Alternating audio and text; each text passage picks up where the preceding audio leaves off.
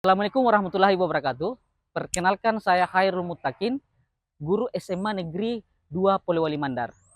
SMA Negeri 2 Polewali Mandar tepat di Jalan Hos Cokro Aminoto nomor 02 Kabupaten Polewali Mandar, Provinsi Sulawesi Barat. Sekolah ini menerapkan kurikulum merdeka yang menekankan merdeka belajar dan penguatan profil Pancasila. Saat ini mungkin kita pernah melihat peserta didik kurangnya rasa ingin tahu yang tinggi dan rasa percaya diri dalam berkomunikasi menyampaikan pengetahuannya. Ini merupakan salah satu indikator kemampuan literasi. Data rapor pendidikan di SMA Negeri 2 Polewali menunjukkan presentasi kemampuan literasi naik hanya 11,11% menjadi 77,78%. Situasi ini perlu kita tingkatkan lagi dari segi kebutuhan murid di suatu kelas. Kebutuhan tersebut dapat berupa kesiapan belajar, minat murid, dan profil belajar murid. Peran sebagai guru yang mendesain pembelajaran yang kreatif, menantang, dan menyenangkan bagi murid sehingga kemampuan murid dapat meningkat. Pembelajaran model Siri dengan pendekatan berdiferensiasi berbasis media web merupakan usaha menyelesaikan proses pembelajaran dengan memberikan beragam cara melalui konten, proses, serta lingkungan belajar. Kali ini, saya sebagai guru telah menerapkan suatu model Siri dengan pendekatan berdiferensiasi yang di setiap tahapannya memiliki ciri khas dalam pengembangan peserta didik, sehingga peserta didik memiliki pengalaman pembelajaran yang bermakna. Inovasi yang telah diterapkan pasti memiliki beberapa tantangan seiring penerapan model Siri dengan pendekatan berdiferensiasi berbasis web ini.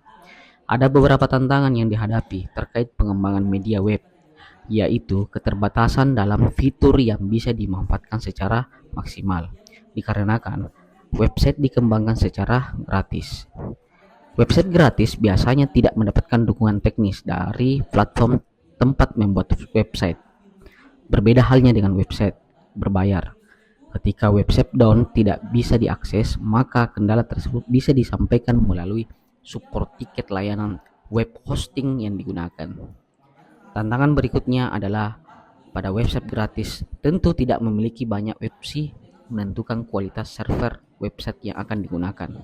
Sedangkan website yang berbayar bisa mendapatkan spesifikasi server. Tantangan lainnya yaitu pada pelaksanaan model Siri dengan pendekatan berdiferensiasi. Terdapat 4 tahap yang harus dijadikan acuan dalam melakukan aktivitas ini. Pertama, tahap stimulation atau diferensiasi konten. Kedua, tahap investigation atau diferensiasi proses. Ketiga, tahap review atau diferensiasi produk. Dan keempat, tahap inference. Setiap tahapan memiliki karakteristik khusus dalam mengelola, di mana memberikan instruksi secara jelas kepada peserta didik di setiap pelaksanaan.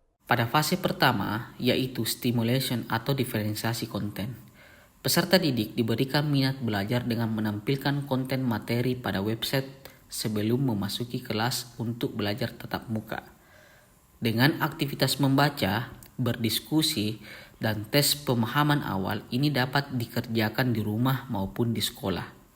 Singkatnya, peserta didik yang mempunyai kesiapan untuk belajar dan sudah memiliki pengetahuan mengenai apa yang akan dipelajari sehingga dia mampu memahami dan memiliki keterampilan berkomunikasi, menyampaikan pengetahuannya dalam proses pembelajaran. Tahapan ini, peserta didik melakukan orientasi masalah.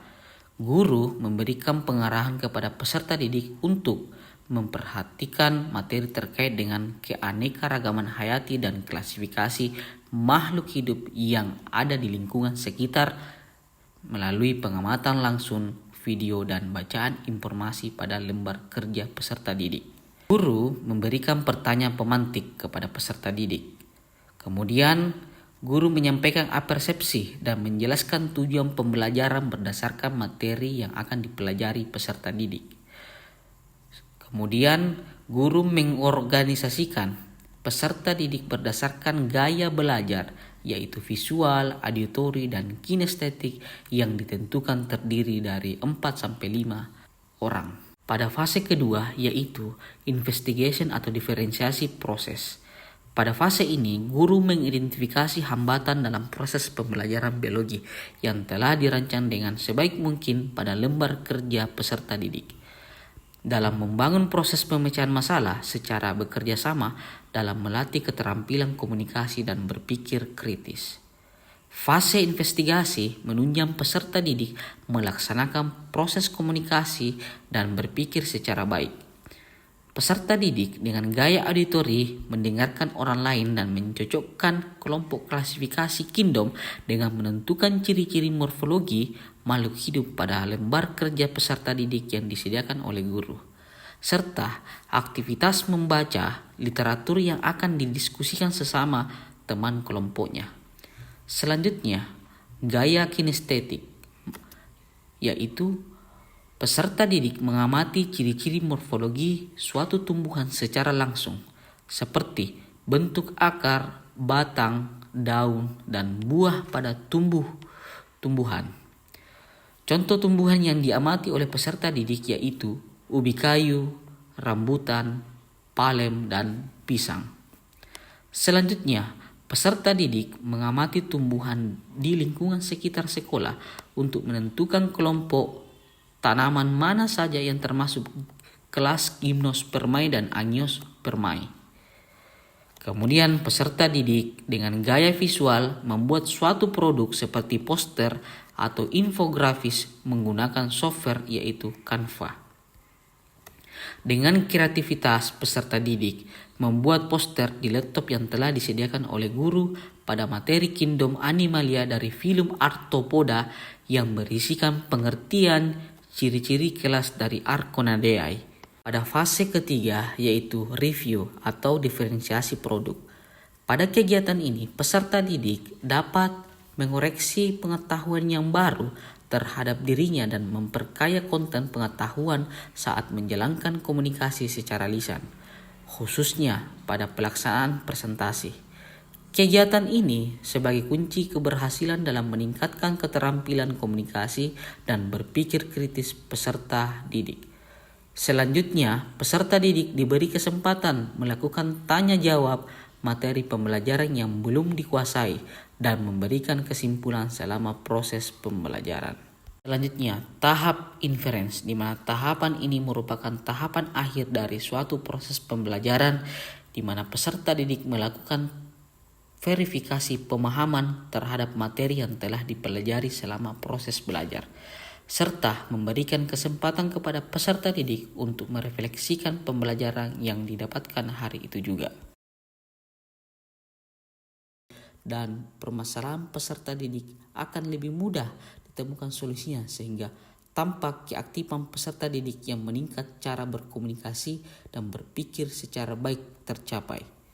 Kedepannya, pembelajaran ini akan terus berinovasi dalam menemukan ramuan terbaik untuk mencapai kemampuan literasi dalam mewujudkan merdeka belajar. Kali ini saya merasa sangat bahagia karena teman-teman yang ada di dalam kelompok saya sangat bisa diajak bekerja sama dengan baik, sehingga dapat menghasilkan karya-karya yang menarik dan dapat dipresentasikan di depan kelas.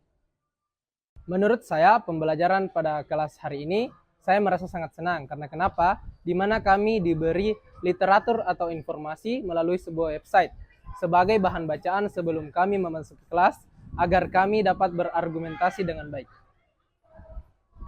Saya merasa sangat senang menggunakan web ini karena dapat membantu saya dalam proses pembelajaran dan pengembangan diri saya.